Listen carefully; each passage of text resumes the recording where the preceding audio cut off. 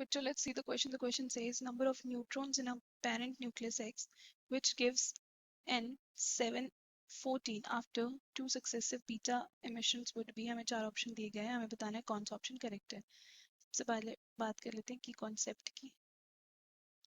अब यहाँ पे बात हो रही है beta decay.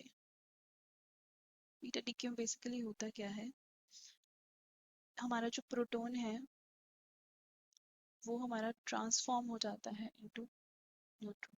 So this is what happens in beta decay. अब यहाँ पे बोले हैं दो सक्सेसिव बीटा डीके. दो सक्सेसिव बीटा डीके हैं तो इसका मतलब क्या होगा कि हमारे पास दो हमें बेसिकली बीटा या फिर बोल सकते हैं दो न्यूट्रॉन्स मिलेंगे. डिस्कस स्टार्ट करते हैं क्वेश्चन से. दो स्टेप्स में होगा. सबसे पहले स्टेप वन.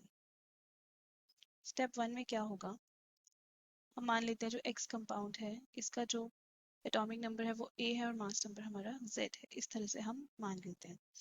अब ये हमारा स्प्लिट होगा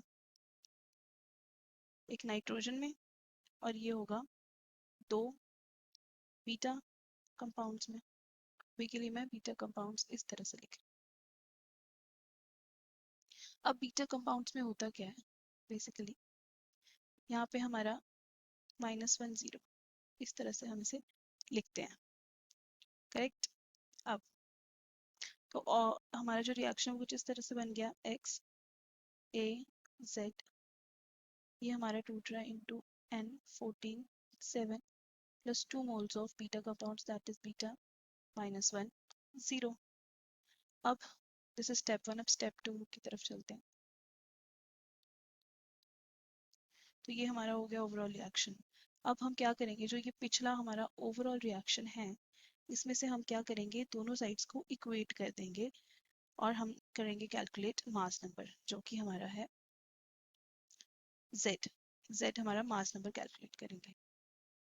कैलकुलेटिंग मास नंबर. तो वो किस तरह से होगा, यहाँ पे मास नंबर z है. So z is equals to 14 plus 2 times 0. मैं यहाँ पे भी कन्वीनियंस के लिए इक्वेशन लिख देती हूँ. तो हमारा हो जाएगा x a z हमारा टूट रहा है n 14 7 प्लस 2 बीटा -1 0. तो कैलकुलेट करेंगे सबसे पहले मास नंबर के लिए. So z will be equal to 14 plus 2 moles of 0. जो हमारा मास नंबर है वो हमारा आता है 14. अब बढ़ते हैं हम एटॉमिक नंबर के लिए. अगर एटॉमिक नंबर की बात करें so a and atomic number. So a हमारा किसके इक्वल हो जाएगा, a is equal to 7 plus 2 into -1. So that is 7 plus -2 that is equal to 7 minus 2. सो a हमारा आता है 5 के इक्वल. अब तो हमारा जो ये x कंपाउंड है इट मीन्स ये है x 5 एंड 14.